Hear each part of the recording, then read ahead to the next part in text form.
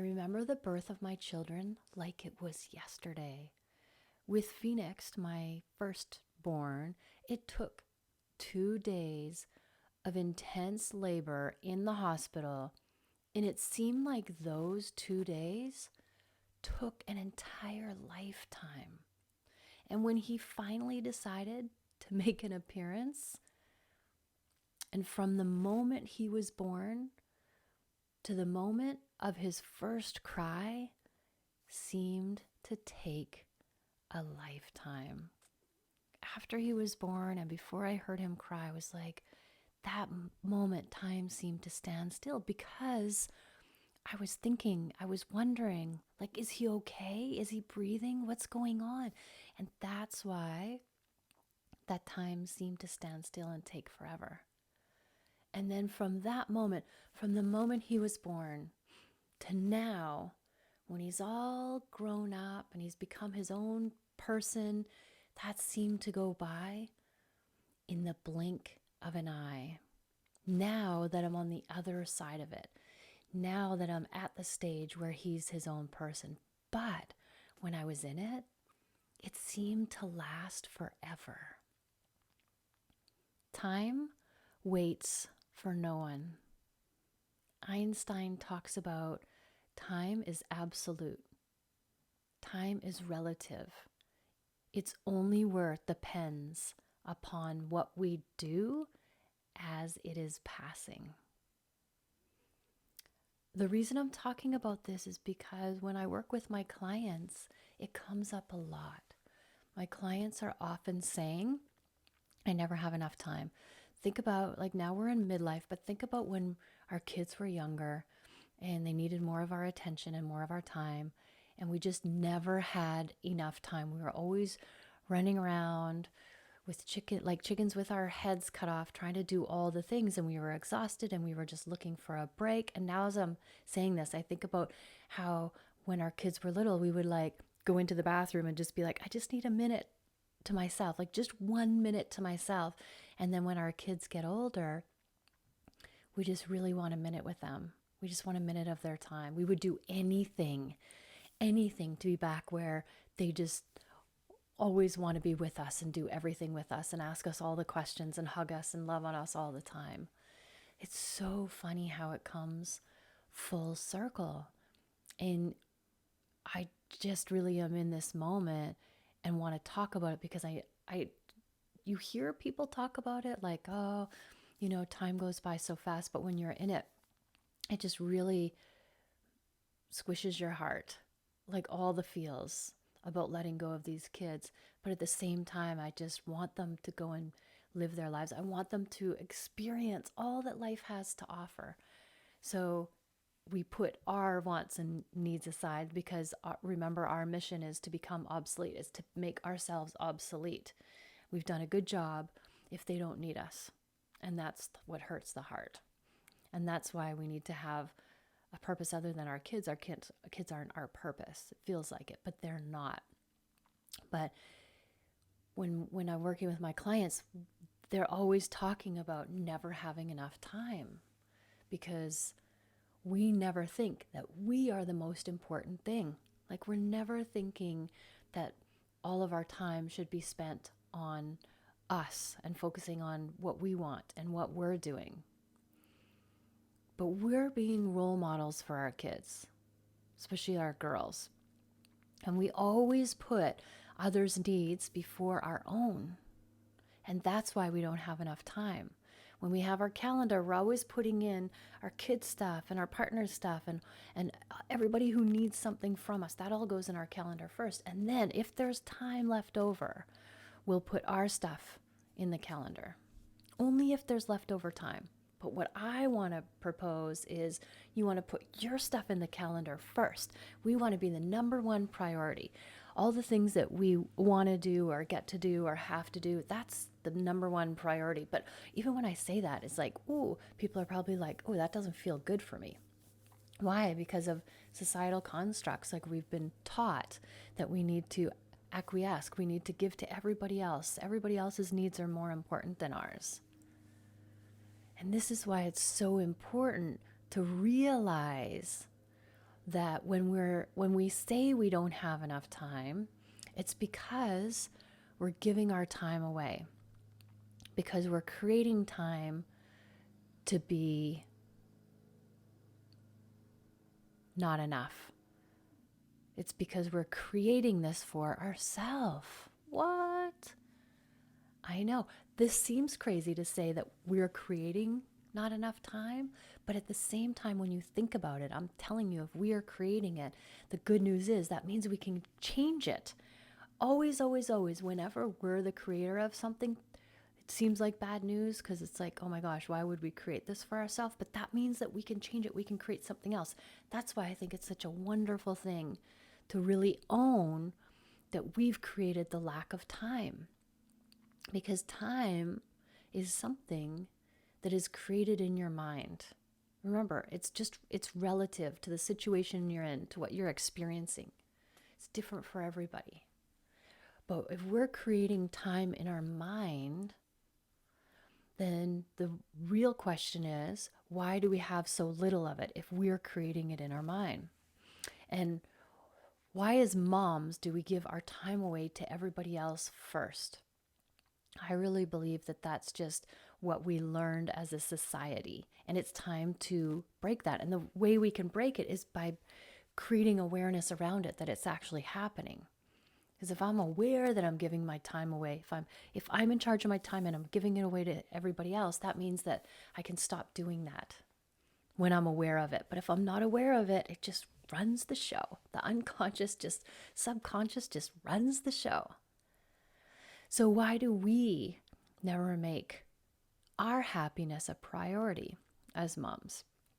Gosh, could you imagine if we were told, now listen, you have these kids, you have this baby, but your happiness, your well-being is a priority.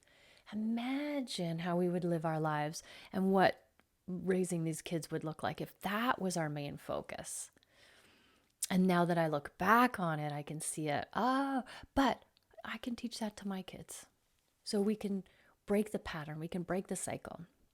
I don't have girls, but I do have boys. And it's similar for boys in a sense of you create your own time, not necessarily the urge to people please and put everybody else ahead of themselves. That's a more of a female thing because we are moms and we need to keep people alive. That's where that comes from. That's why we do what we do. So how do we make more time? Well, if it's created in our brain and we have the thought of there's no time, remember, whatever we focus our attention on, we create more of. So if I have a thought, there's no time, I'm putting out into the universe, there's no time. The universe is hearing no time. And the universe is like, hey, Heather wants no time. Let's give her no time. We always get what we focus on. But if we have a thought like, I create my time is created by my thoughts and my actions. I'm in control of my thoughts and my actions. I can create more time. That's the opposite effect. And that's what the universe hears. More time. I create more time. Isn't that amazing how our thoughts always create our results? So if we say yes to things for everyone else, like every time we say yes to somebody else's stuff, we're saying no to our stuff. We're saying no to our stuff. No, I'm not important. No, I don't matter. No, that's not going to happen.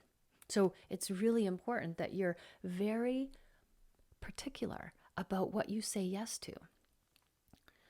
Because when you say yes to somebody else's stuff, you're saying no to you. I decided to create more time for myself when I realized that I was the creator of the busyness. I consciously decided not to fill up my day and my calendar with busy stuff or busy making. A lot of the times, like as a business owner, this is really a cool, not a metaphor, but this is really an example. This is a cool example. Like in business, when you're running your business, people talk about busy stuff. Now that means that I'm working on stuff in my business that is just keeping me busy so I feel like I'm working and doing something, but it's not it's not really helpful in me making more money or getting more clients. But in my brain, I'm like, but I'm working. Like if I'm working on my web page or something like that, that's called busy making. And it's the same in when you're momming. You're busy making because, first of all, when you're busy, you're feeling important. Everybody needs your time. Only you can do these things. And then you're out of time. That just happens, right? So how much of the stuff that you're doing is for other people, stuff you don't want to do, and how much of it is just doing stuff that maybe doesn't necessarily need to be done. When I decided to create more time for myself and not to fill it up with busy stuff, I would be like, stuff I would normally do, and I would stop and go like, do I really need to do this? Why am I doing this in the first place? And sometimes it would come from like, I just learned how to do this, like from my upbringing.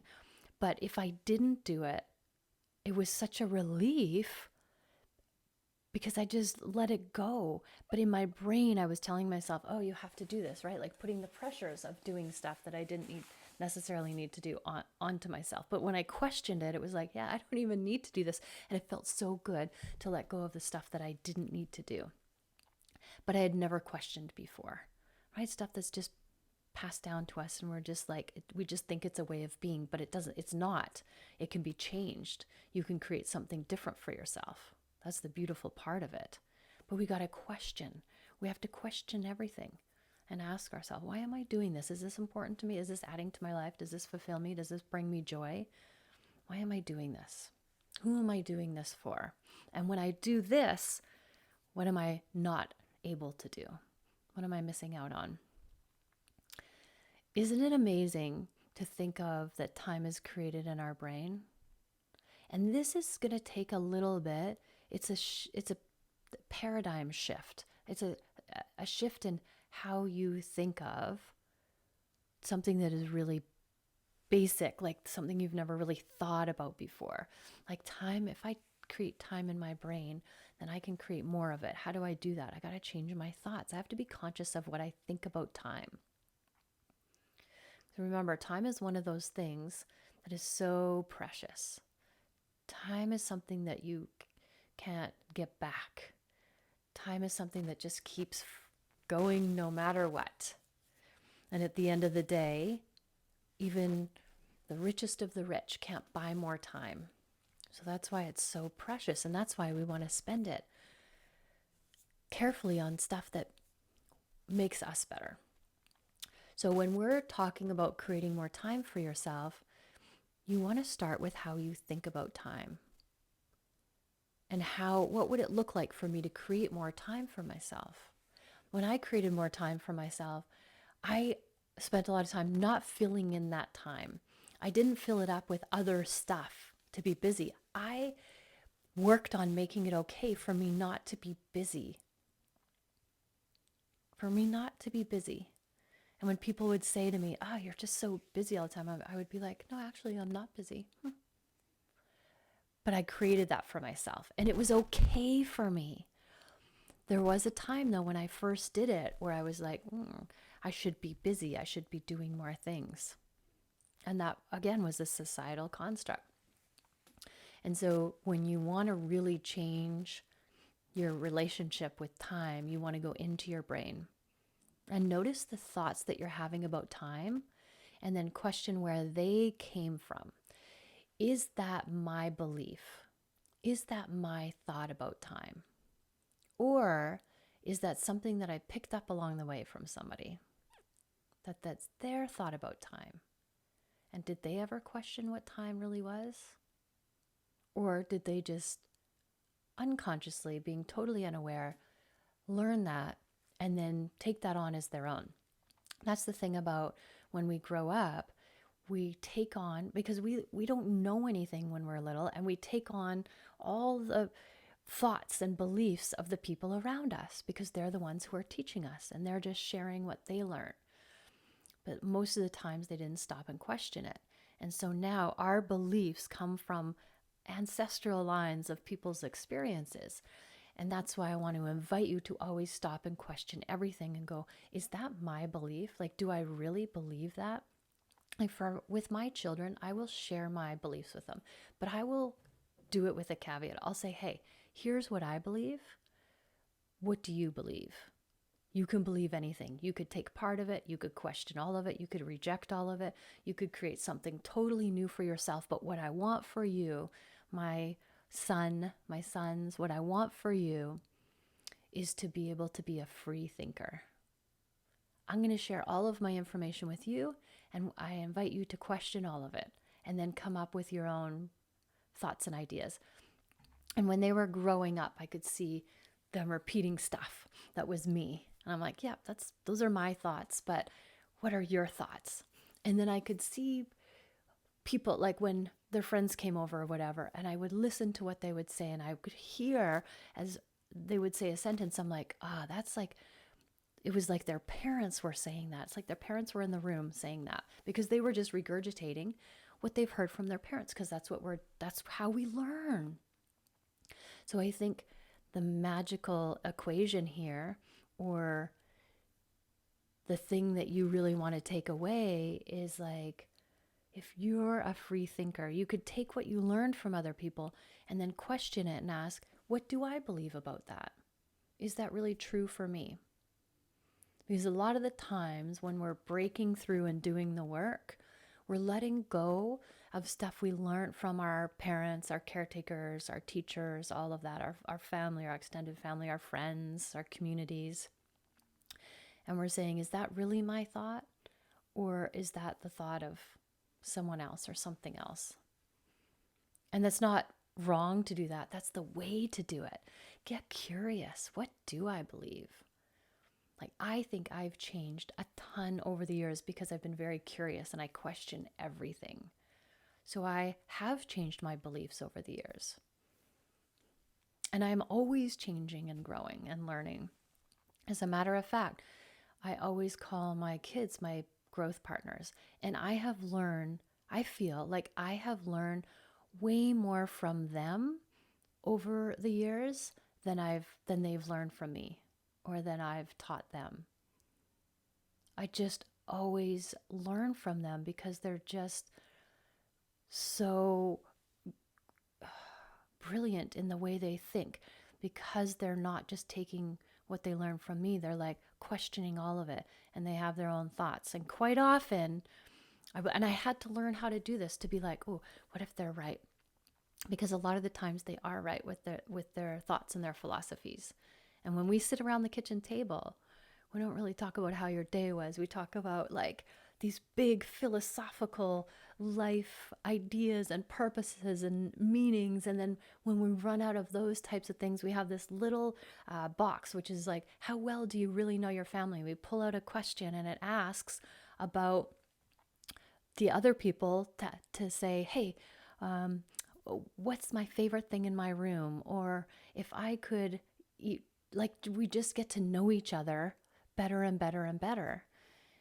And I love learning from them. And I will just continue to learn from them. If I step aside as the mom who has to be the teacher and I just am like one of the group, I'm in the band. That's what I like to think. We're a band. I'm in the band. And it's just so overwhelmingly amazing for me to see what fabulous human beings these boys have grown into, being free thinkers. Because if they weren't, they would be totally different people. And I think they would be more people who I think they should be, as opposed to people who they are or they want to be.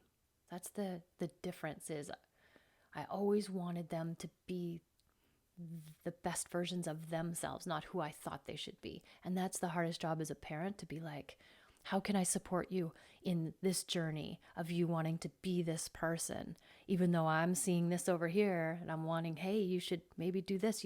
I didn't say that. I was just holding space. And so that's why I kind of went off on a tangent, because I just am so proud of my kids who are free thinkers.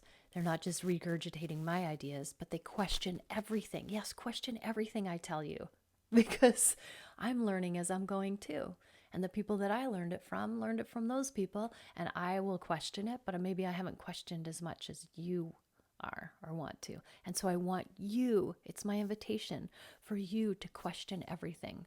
Question everything you know, everything you think you know. Like this concept of time. Where did that come from? How did you learn about time? Who taught you that? And is it serving you? And what if you could have a whole new concept around time that made you feel good, that made you feel like you were in charge of it, that there was an abundance of time, you could create as much time as you want, and you can really use time to serve you and to help you and to support you. Let me just leave you with this. What are you going to do with this one precious life that you have been given? You do not want to come to the end of your time and say, where did the time go? It just slipped away. You want to come to the end of your time and say, wow, that was amazing. I lived big. I adventured with reckless abandon. I loved hard, and I wouldn't change a thing. No regrets. And I'm going to end with a quote from Hunter S. Thompson. Life should not be a journey to the grave with the intention of arriving safely in a pretty and well-preserved body, but rather to skid in sideways in a cloud of smoke, thoroughly used up, totally worn out, and loudly proclaiming, "Holy shit, what a ride!" Thank you for listening. Always, always love yourself first and have an amazing day.